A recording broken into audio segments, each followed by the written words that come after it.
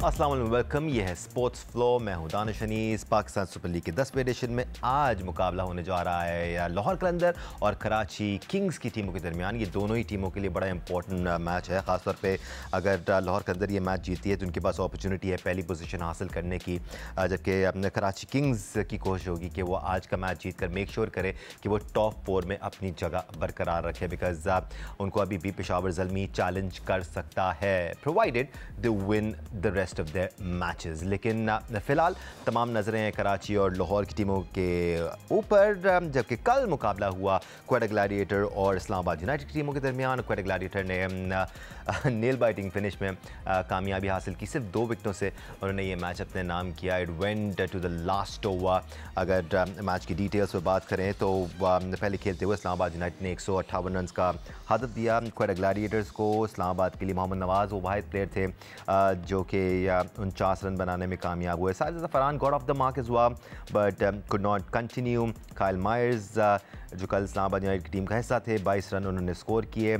क्वेटा के लिए एक बार फिर फ़हीम अशरफ ने 4 विकेट हासिल की। सऊद शकील बैग्ड 1 विकेट और अब्रार अहमद ने भी 1 विकेट हासिल की। जवाब में हसन नवाज़ के 64, ड्राइली रूसो के 27 और फिन एलन के 20 रन की बदौलत क्वेटा ने कामयाबी हासिल की। बट शायद इनकी बदौलत कामयाबी हासिल नहीं की, क्या कामयाबी हासिल की आखिरी ओवर में 3 ड्रॉप कैचेस की बदौलत। एक्सपर्ट ओपिनियन के लिए आज हमारे साथ मौजूद है पाकिस्तान के साबिक कप्तान और टेस्ट क्रिकेटर राशिद लतीफ़ साहब, साथ साथ टेस्ट क्रिकेटर अहमद शहजाद हमारे साथ मौजूद हैं। टेस्ट क्रिकेटर फवाद आलम ने हमें ज्वाइन किया हुआ है।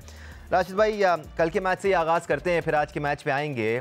कोई भी टीम कोई भी टारगेट डिफेंड कर रही हो, जितना भी बड़ा टारगेट हो, अगर आखिरी ओवर में आप एक नौजवान बच्चे को ओवर दे देंगे और फिर 3 कैचेस भी ड्रॉप कर देंगे जो तीनों कैचेबल थे, तो ज़रा मुश्किल हो जाता है मैच बचाना।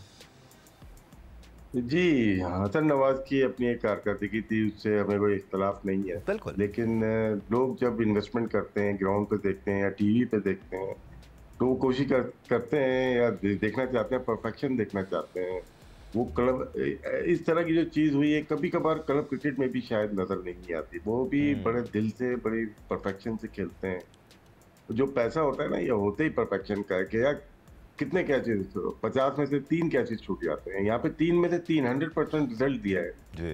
तो जो मैच का एक एनवायरनमेंट था, एक मजा था ना, वो सारा खराब हो गया कि वो मार रहे हैं, आउट हो नहीं पा रहे, मिडिल ओवर से छक्का हो रहा है। मतलब कि कोई एक स्टैंडर्ड होता है ना हाईएस्ट लेवल का, वो नजर नहीं आया क्रिकेट में थ्रू आउट द पीएसएल तो नहीं कहेंगे, लेकिन खासतौर पर कल लास्ट ओवर में ना, लास्ट ओवर में कप्तानी कि आपने, हमारा रीत बन गई कि आखिरी ओवर किसी को भी दे दो।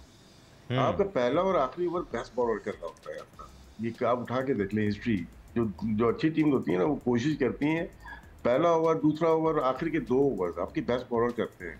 आप किसी को भी देने में, मुझे याद है मेलबर्न वाला विराट कोहली जब बैटिंग कर रहे थे, नवाज ने आखिरी ओवर किया, उसके बाद से उसकी परफॉर्मेंस नीचे आई है। और कल नवाज ने पहली दफा उसके बाद परफॉर्म किया, लास्ट 3 इयर्स के बाद अच्छा परफॉर्म किया जी। तो लास्ट ओवर बहुत इंपॉर्टेंट होता है। शहजाद को बॉलिंग की, बहुत अच्छे बॉलर हैं, वो खेले हैं, अभी फर्स्ट क्लास भी खेल रहे हैं, क्रिकेट खेलते हुए आ रहे हैं।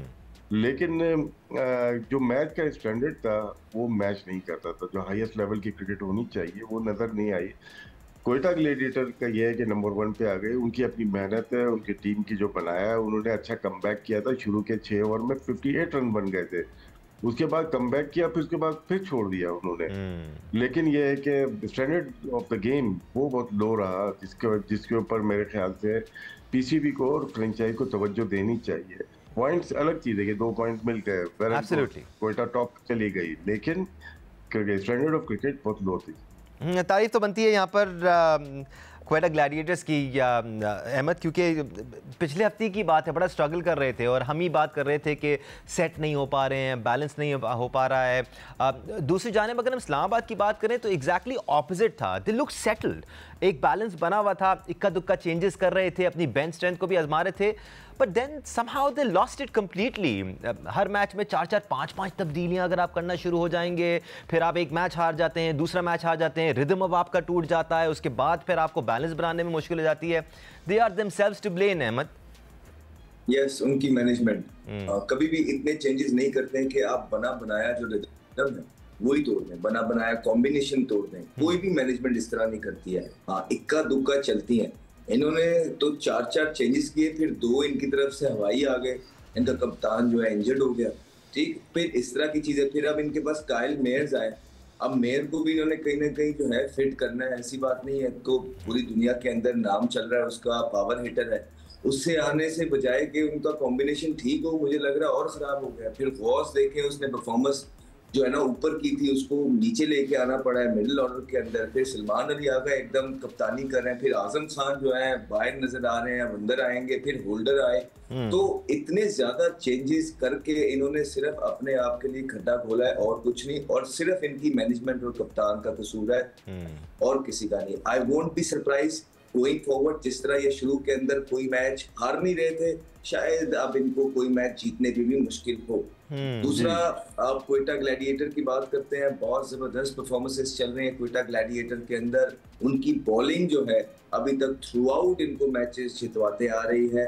बैटिंग देखें 158, अच्छा खासा पिच था, उस पे भी चेस करते हुए उनको प्रॉब्लम हुई। इनके जो फॉरनर्स हैं वो अभी तक फॉर्म के अंदर आने का नाम ले नहीं रहे हैं, स्पेशली जब इनके ऊपर प्रेशर मौजूद होता है। क्रेडिट जाता है दो तरफ के प्लेयर का, जिस तरह साहिबजादा फरहान ने ऊपर से अच्छी इनिंग खेली, पावर प्ले में बहुत जबरदस्त स्कोर खड़ा करके दे दिया, जिसकी वजह से बीच में 25 रन के अंदर इनके 4 खिलाड़ी आउट भी हो गए, फिर भी जाके ये 158 तक कर ले गए। मोहम्मद नवाज ने अच्छा नीचे से, जिस तरह राशिद भाई ने कहा है कि बहुत अरसे के बाद, वो इंडिया के मैच के बाद अब जाके उसने कोई परफॉर्मेंस की है। दूसरी तरफ से देखें, क्वेटा की तरफ से 2 खुशाइन चीजें थी। एक, यंगस्टर जो कि उसका नंबर नहीं था, हसन नवाज, जैसे तैसे करके भी, बेचारे को इतना आता नहीं था लेकिन वो मैच ले गया।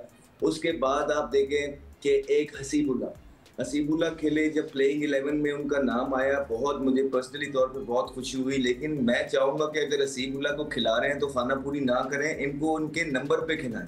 आप ऐसा ना करें कि आपने उनको अगर डाल दिया है तो बस मीडिया का प्रेशर आया एक मैच खिलाने के लिए, नहीं, वो 6वें नंबर के प्लेयर नहीं है, वो बड़े जबरदस्त प्लेयर है। उनको टॉप ऑर्डर वैसे ही आपका कुछ कर नहीं रहा है, आप उनको वहां पे चांस दे के देखें, शायद आपका टॉप ऑर्डर जिसपे आपने बहुत पैसा खर्चा हुआ है वो बेचारा वहां उनसे अच्छा करके दे। तो ये कुछ चीजें थी। फिर जो कैच छोड़े, 3 सिनेमैटिक स्टफ था, जिंदगी में ऐसा कभी नहीं देखा। पीएसएल में मैंने ऐसी बहुत चीजें देख ली हैं जो सिर्फ पीएसएल के अंदर देखी हैं, और लास्ट नाइट मैंने एक और चीजें देख ली है जिसमें 3 कैच एक ही ओवर में छूट गए। मुझे तो यकीन नहीं आता है, शायद बाकियों को आ जाए, लेकिन मेरी तो जो है ना, किसी को भी यकीन नहीं आ रहा था अहमद। गुजरते हुए दिन पीएसएल मुझे एक नया चीज दिखाती है, कल उसने एक और दिखा दी है, नई अनहोनी आप देखने को मिलती है। फवाद, मैं आपकी तरफ आता हूँ। अहमद ने ये अच्छी बात की कि किसी को भी खिलाएं, चाहे वो कोई भी टीम हो, क्वेटा हो, इस्लामाबाद हो, पेशावर ज़ल्मी हो, तो सिर्फ महज खाना पूरी ना करें। उन्होंने हसीबुल्ला का जिक्र किया, मैं आपको इस्लामाबाद की तरफ लेके आता हूँ। हैदर अली नंबर 8 पे आ रहे हैं Fawad. Mohammad Shahzad as a batting allrounder खेलते हैं, नंबर 7 पे आ रहे हैं। ये तो महज फिर खाना पूरी हो गई, क्योंकि टैलेंट फिर नंबर 8 पे आकर ज़ाया हो रहा है अगर उसको आप सही जगह नहीं खिला रहे हैं। फवाद, देखिए जी, बात यही हो रही है शुरू से, जब से हम ये प्रोग्राम कर रहे हैं, मैं जब से आया हूँ तो मैंने यही हमेशा बोला है कि जिसको आप खिला रहे हो एटलीस्ट उसको उसके नंबर पे खिलाओ, वरना उसको ना खिलाओ। जी। सिंपल। अगर आप शहजाद को खिला रहे हो, शहजाद की जगह नहीं बनती, उसकी जगह आप एक बॉलर खिलाओ, क्योंकि बॉलर आप शॉट खेल रहे हो। और क्वेटा और लाहौर पूरी बॉलिंग से खेल रहा है, बाकी जो है सारे के सारी जो टीमें, बाकी जो 4 टीमें, वो एक बॉलर शॉट से खेलनी है, और जिसकी वजह से उनको मुश्किल हो रही है। कल आप मुझे बताएं, इस्लामाबाद के बाद एक और फास्ट बॉलर होता, मैच तो इतना आता ही नहीं। मैच तो क्योंकि वो हसन नवाज ने और राहिल रोसो ने मैच तो दे दिया था इस्लामाबाद को, बिल्कुल। जब फिर वो रन आउट हुए, उन्होंने 24 बॉलों पे 27 किए, उनके तो 38 बॉलों पे 50 हुए। तो मतलब स्ट्राइक रेट, तो अगर हम स्ट्राइक रेट की बातें कर रहे हैं, शुरू से हम कह रहे हैं बाबर रिजवान को हटाओ, तो जिनकी हम बातें कर रहे हैं इनको लेके आए, तो उनका स्ट्राइक रेट खुद 115 का है, 116 का है। ठीक है, तो लेवल तो हमारा वहीं खड़ा हुआ है ना। इसका मीन्स कि देखिए जो प्रॉब्लम्स है वो तो वही है, स्टिल वही है। मैंने हमेशा ये बात की, किसी के हटाने से वो चीज दूर नहीं हो जाएगी भाई, जो प्रॉब्लम है उसको सॉल्व करो। किसी के आने जाने से वो प्रॉब्लम नहीं दूर हो रही, कोई दूसरा भी आ रहा है तो वो भी वैसे ही खेल रहा है। तो बात यही है इस्लामाबाद की जो आप बात कर रहे हैं। देखें, हैदर अली की बात की 8वें नंबर पे, मुझे समझ नहीं आया कि उनको 8वें नंबर पे कैसे भेजा भाई। आप, वो एज अ बैट्समैन खेल रहा है यार, उसको क्या चाह रहे हो। उसने ओपन से क्रिकेट शुरू की थी, वो ओपनर था, वो 8वें नंबर पे आ गया। आप मुझे बताएं, फिर ऐसे प्लेयर सिर्फ 1 या 2 मैचों में इनिंग लगाएगा ना, इस तरह थोड़ी लगाएगा कि कंसिस्टेंट तो वो हो ही नहीं सकता, क्योंकि उसको पता चल गया कि यार मेरी जॉब ये है कि मैंने जाके बस सिर्फ मारना है, मैंने 8 बॉलें खेलनी है, उसमें लग गया तो लग गया, वरना नहीं, कोई मसला नहीं है। फिर आप कहते हो यंगस्टर नहीं आ रहे, यंगस्टर कैसे आएंगे यार? यंगस्टर अभी 20, 22, 24 साल का है, तो उसके लिए आपने प्लान क्या सेट किया हुआ है? 6 बॉलें खेलने का। अरे तो भाई, तो उसको बैटिंग करना कैसे आएगी? बैटिंग करना सीखेगा कैसे? सिचुएशन में खेलना कैसे, वो कैसे आएगा? जैसे कल हसन नवाज खेला था, वो जो कंडीशन थी वो तो 2 ओवर पहले खत्म करने वाली थी, आखिरी ओवर में तो जाने वाली नहीं थी। वही बात है ना कि अवेयरनेस ही नहीं है कि आखिर तक गए, वो तो 15 रन रह गए थे, वो कैच होता, मैच तो ये 15 रन से हारते, तो गलती किसकी होती? हम यही कहते हैं ना कि भाई राइलर रूसो ने और ये नवाज ने हरवाया मैच, तो क्योंकि इनको तो पूरा इन्होंने टाइम लिया, उसके बाद मैच नहीं जितवा पाए। तो ये बहुत सारी चीजें हैं जिधर हम, वही मैंने कहा ना, हम गलतियां पे गलतियां करे जा रहे हैं, हर साल करते रहते हैं, हर साल करते रहते हैं, और वो प्लेयर भी माशाल्लाह वही आ रहे हैं जिनको हम कह रहे हैं कि इनको हटा के दूसरे प्लेयर लेके आओ, तो वो भी उसी रास्ते पे चल रहे हैं। चले राशिद लतीफ साहब, मान लिया फ्रेंचाइज की स्वाबदीद होती है कि जी किसको खिलाना है, कहां खिलाना है, कैसे खिलाना है, कितनी अपॉर्चुनिटी देनी है, मान लिया, लेकिन कोई भी फैसला, कोई भी फ्रेंचाइज, कोई भी टीम करती है तो कोई लॉजिकल रीजनिंग तो होती है ना। जैसे अहमद कह रहे थे, हाँ उसको आपने ऊपर खिलाया, वो ऊपर चलना शुरू हुए, परफॉर्म करना शुरू किया, आपने उनको नीचे कर दिया, क्या लॉजिक क्या है इसकी? क्योंकि आप चेंजेस वहां करते हैं जहां आपको जरूरत होती है, इसलिए नहीं कर लेते कि भाई आज दिल कर रहा है कि उसको नीचे खिलाएंगे तो हमने नीचे खिला दिया। दानिश, इसमें कोई लॉजिक नहीं है। हैदर की अगर बात करते हैं, हैदर का करियर अगर देखते हैं, पाकिस्तान अंडर 19 से लेके नॉर्दर्न से खेले, ये ओपन करते थे फर्स्ट क्लास में भी, और फिर जब पेशावर ज़ल्मी में आए पहली दफ़ा, वहाँ पर भी टॉप ऑर्डर पे ही खेलते थे, फिर नेशनल टीम से खेले, वहां से भी ऊपर ही खेले, फिर 3 हुए, फिर 4 हुए, फिर 5 हुए। प्लेयर कहाँ खराब होता है? जब उसको ड्रॉप करते हैं जबरदस्ती या उसका नंबर चेंज करते हैं, प्लेयर वहीं खराब करता है। और अच्छी फॉर्म जब लगी होती है, जब उसको सिलेक्ट नहीं करते। ये फॉर्मूला है क्रिकेट का कि किसी को खराब करने में आपका अपनी मैनेजमेंट का ही हाथ होता है। पाकिस्तान में कभी खेलने वाले का प्रॉब्लम नहीं रहा, हमेशा खिलाने वालों का रहा है, खिलाने वाले का प्रॉब्लम है। और अभी भी अब जो बात कर रहे हैं हम लोग वहीं खड़े हैं। हमने सिर्फ पाकिस्तान टीम से हट के शिफ्ट हम फ्रेंचाइज के ऊपर हो गए। और जो बात की, अहमद बात कर रहे हैं, फवाद बात कर रहे हैं कि यार नंबर, हसीब ज़ल्मी में आया, उसको 5 नंबर खिलाया, वो नजर आ गया प्लेयर अच्छा है, तो उसके नंबर तो सही नहीं वो। अब लिस्ट ए में देखते हैं, उसने एक टूर्नामेंट में 3 से 4 सेंचुरीज कर दी थी 4 साल पहले, जो फाइनल खेले थे बलोचिस्तान या कोयटा, वो खेले थे, तो वो नंबर 1 ही खेला था ना, तो उसको हम नंबर 5 पे हम ट्राई कर रहे हैं। बाकी जो चेजिंग का है ना, ये जो हसन नवाज ने कल किया, ये यंग था। जो नोट कीजिएगा, मैंने थोड़ा बहुत नोट किया इसमें कि जैसे हम वेटरन है ना, कि कभी कभार हम खेलते थे तो फील्डिंग करके 20 ओवर थक जाते थे, चेजिंग में हमें मजा नहीं आता था। सेम चीज रिफ्लेक्ट कर रही है पीएसएल के अंदर।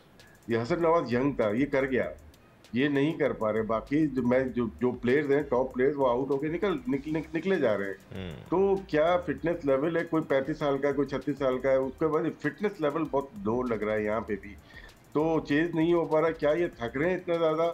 तो ये एक रीजन हो सकता है कि यंग जो प्लेयर है वो ज्यादा बेहतर परफॉर्म कर रहा है सेकंड इनिंग्स में। जिस तरह नवाज ने कल खेला, जैसा भी खेला, उसने 2 पॉइंट लेके दिए, अपनी भी परफॉर्मेंस दी है उसने, हालांकि उसका नंबर नहीं है, लेकिन वो खड़ा रहा और आखिर तक वो मैच जितवा के गया। यू कैन आर्ग्यू कि 3 कैच छूटे, यू कैन आर्ग्यू कि पहले मैच ख़त्म हो जाना चाहिए था, थर्ड लास्ट ओवर तक मैच ख़त्म हो जाना चाहिए था, but what matters is he winning stroke and he one the match, जैसे राशिद लतीफ़ साहब कह रहे हैं। एक ब्रेक लेने का टाइम हो गया है, ब्रेक से वापस आएंगे तो लाहौर और कराची के मैच के बारे में डिस्कशन करेंगे। इंपॉर्टेंट मैच है दोनों टीमों के लिए। Will talk about it after the break, हमारे साथ रहेगा।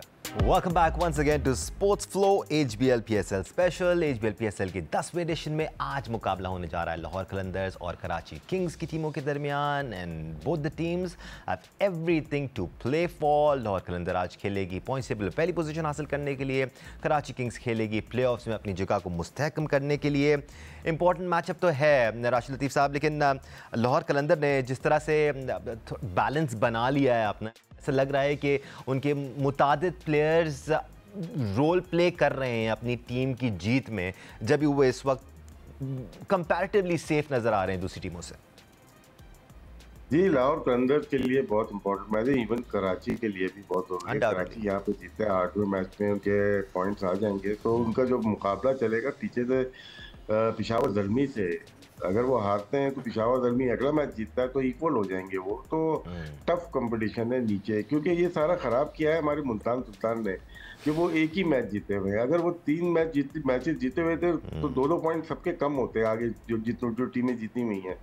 तो ऐसा जब हो जाता है एक टीम बिल्कुल ही नहीं जीत रही तो पूरा टेबल खराब हो जाता है। तो ये लग रहा है कि इतना अच्छा नहीं है कराची किंग के लिए। अगर लाहौर जीतता है और दरमी जीतता है तो कराची किंग को मुश्किलात हो सकती हैं।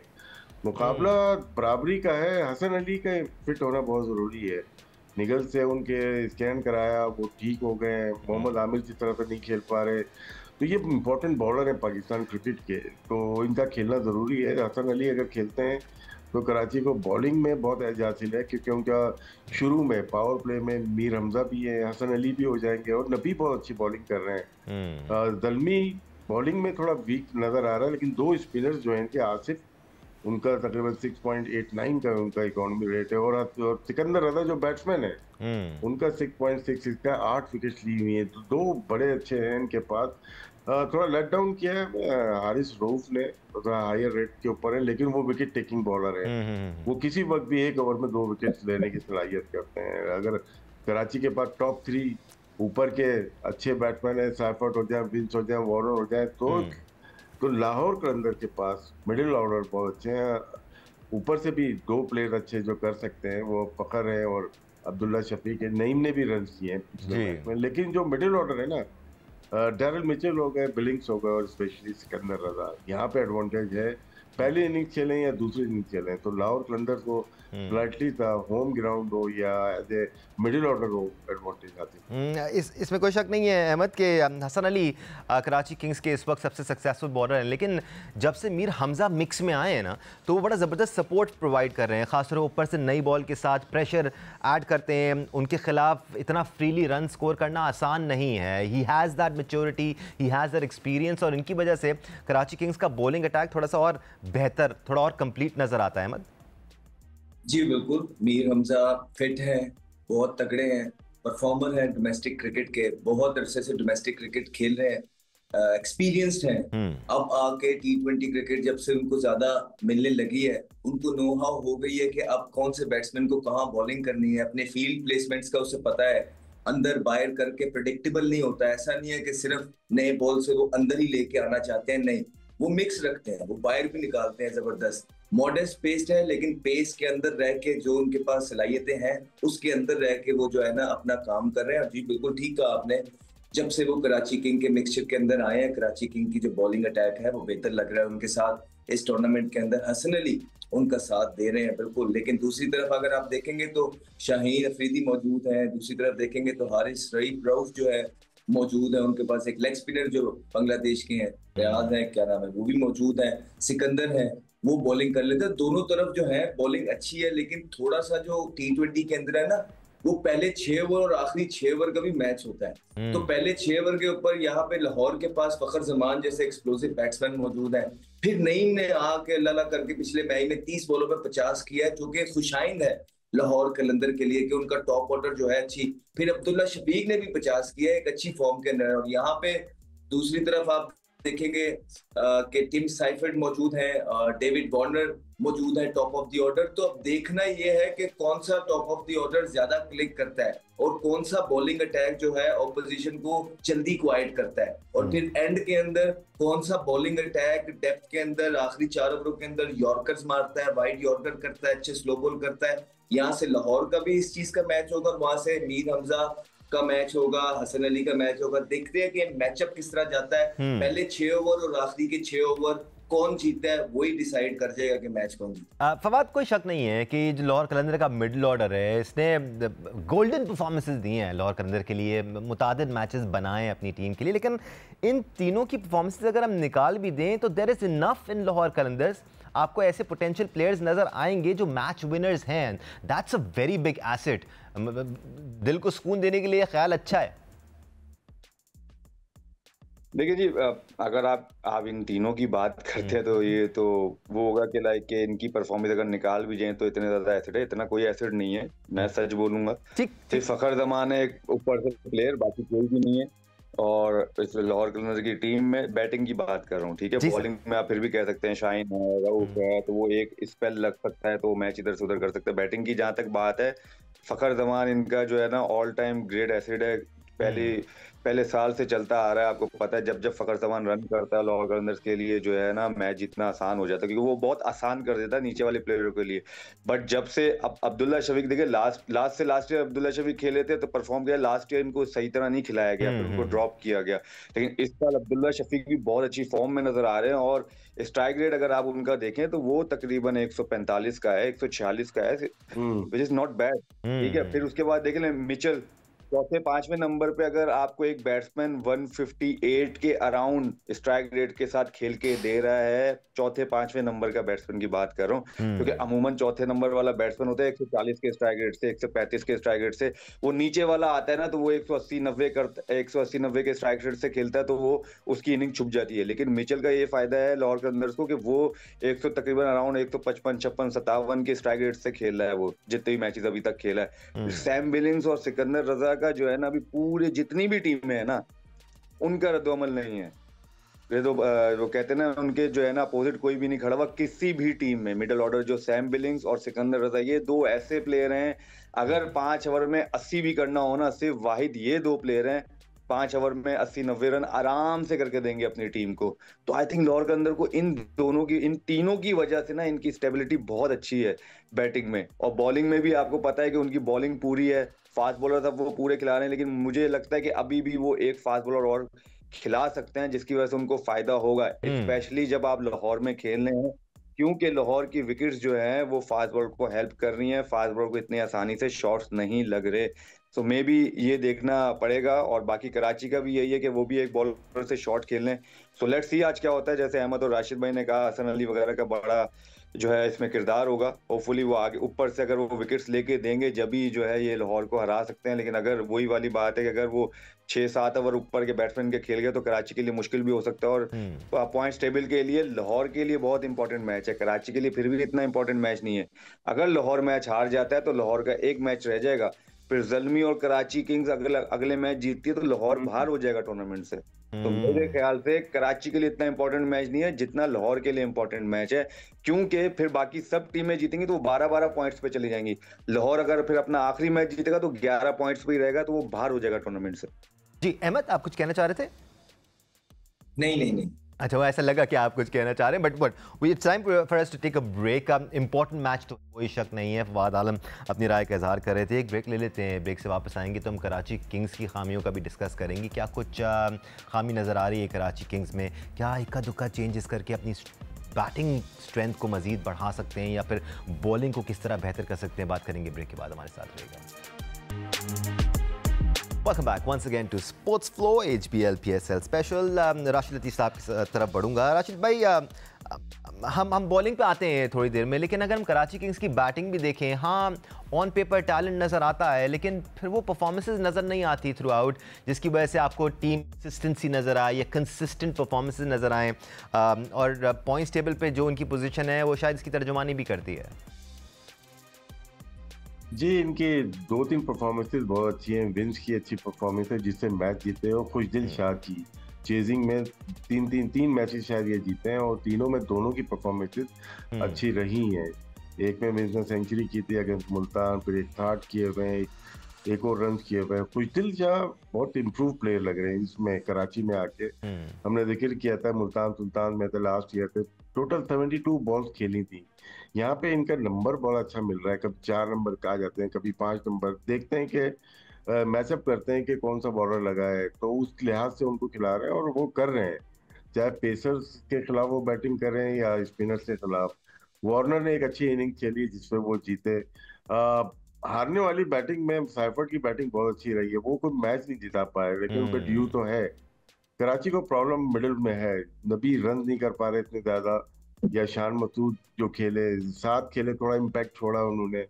रियाजुल्लाह खेले, तो उनके पास यहाँ पे कोई बिलिंग जैसा प्लेयर नहीं है, मिचेल जैसा, टेरल मिचेल जैसा प्लेयर नहीं है, तो शायद मिस जरूर कर रहे हैं, लेकिन ये अच्छा फाइट कर रहे हैं। शायद इनका लीडरशिप जो है, वार्नर है, वो गेम में है, हालांकि वाहिद कैप्टन है जो कि लोकल नहीं है। लेकिन वो परफॉर्मेंस निकलवाना जानता है। बहुत अच्छी परफॉर्मेंसेस निकलवाई है। नबी को लेके आए तो नबी को खिलाते चले गए, फिर हालांकि इनका आइडिया नहीं था, लास्ट ईयर भी देखें या उससे पहले नबी पे इतना ट्रस्ट नहीं, लेकिन उन्होंने नबी पे ट्रस्ट किया। और कॉन्बिनेट में बेस्ट जो बॉलर इस वक्त पीएसएल का है वो मोहम्मद नबी है, उसने करके दिखाया। लोग समझते हैं कि वो लेफ्ट हैंडर पे इफेक्टिव है, सबसे अच्छी जो बॉलिंग वो करता है राउंड स्टंप्स आके, वो राइट हैंड बैट्समैन वो करता है, और कभी ब्रेक भी हो जाती है, और स्ट्रेटर बॉल उसका बहुत खतरनाक है। तो इसलिए फखर जमान के लिए जरूरी है कि वो जरा सा देख के खेले, जो भी खेले बहुत इंपॉर्टेंट होगा। तो कराची किंग में बैटिंग में ये 3 ऊपर के हैं, जो फिर एक खुशदिल शाह ऐसा प्लेयर है जो कि मैच जितवा सकता है। मसला यही है ना अहमद, जिसकी वजह से लाहौर कलंदर का पलड़ा थोड़ा सा भारी नज़र आता है कि जेम्स बिन्स और खुशदिल के अलावा वार्नर ने एक मैच परफॉर्म किया, जैसे राशिद भाई कह रहे हैं।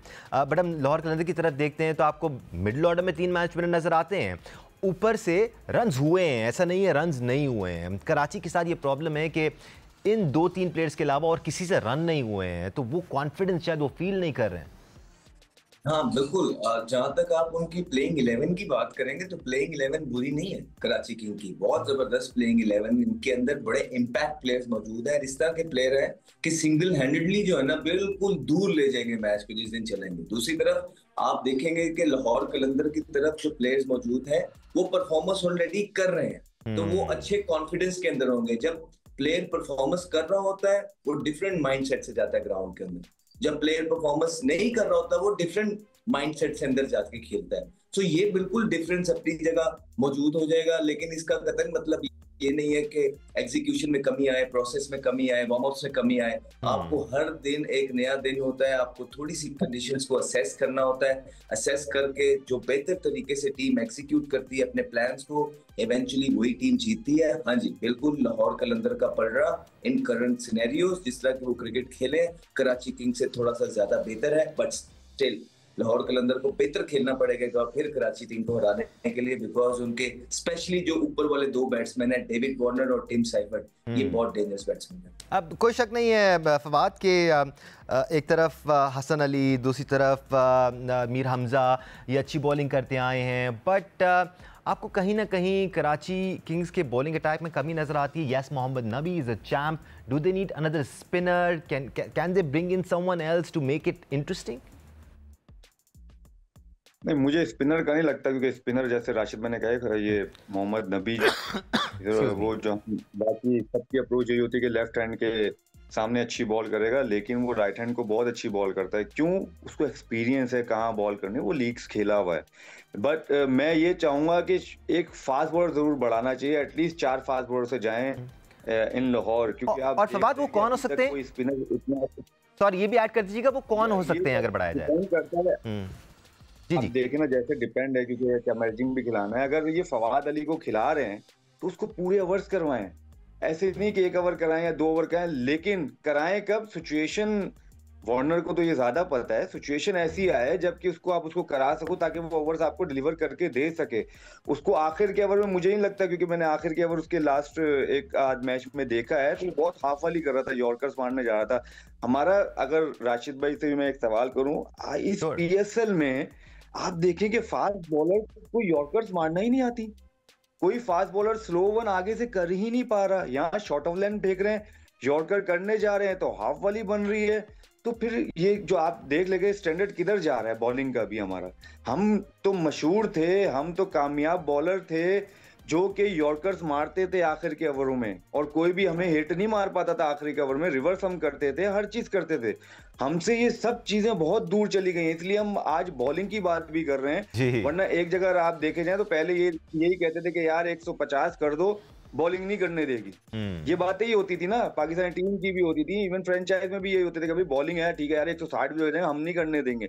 लेकिन अब तो 150 160 तो कोई मायने नहीं रखता भाई, 200 रन होंगे तो वो भी चेज हो जाता है और नहीं भी होता। अब जैसे ये फवाद अली है, आमिर जमाल है, मीर हमजा है, ठीक है, और हसन अली, मेरे ख्याल से अगर ये चारों फास्ट बॉलर खेलते हैं तो कराची के लिए बहुत अच्छा होगा। बट इनको यूटिलाइज करना है अच्छे तरीके से। आमिर जमाल वैसी फॉर्म में नहीं है जिस तरह की वो बॉलिंग करते हैं, क्योंकि इंजरीज हुए हैं, बहुत सारी चीजें, बहुत सारी इश्यूज भी हैं उनके साथ। तो आई थिंक उनको बस यूटिलाइज अच्छी जगह पे करना है। मे भी सर्कल के बात कर सकते हैं आप, ताकि सर्कल खुला हुआ हो तो इतने ज्यादा आसान ना उनको रन मारना।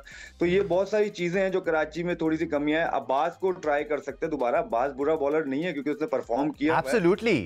समटाइम ऐसा होता है कि एक दो मैचों में आपसे नहीं होता, बट इसका मतलब ये नहीं, वो स्टिल अभी भी आमिर जमाल से, आई थिंक फवाद अली से, उनसे बेटर बॉलर है आई थिंक मेरे ख्याल से। तो कॉम्बिनेशन बड़ा डिपेंड करता है कि आज वो क्या कॉम्बिनेशन खिलाएंगे और वो कॉम्बिनेशन जो है वो डिलीवर भी करे उनको। एंड अनडाउटेडली अब्बास ने अपने आप को प्रूव किया है, ना सिर्फ PSL में बल्कि पाकिस्तान के लिए भी खेले हैं, तो शॉर्टर फॉर्मेट के लिए बड़ा अच्छा ऑप्शन है। इजली विकेट्स लेते हैं, रन्स भी रोक के खेलते हैं। So Fawad Alam, thank you so much for your opinion. Ahmed Shehzad, thank you so much for joining us. Rashid भाई, as always is a pleasure having you on board. आप सबका शुक्रिया हमें ज्वाइन करने के लिए, आपका शुक्रिया देखने के लिए। Enjoy the match. It's Lahore Qalandars versus Karachi Kings today. अल्लाह हाफिज़।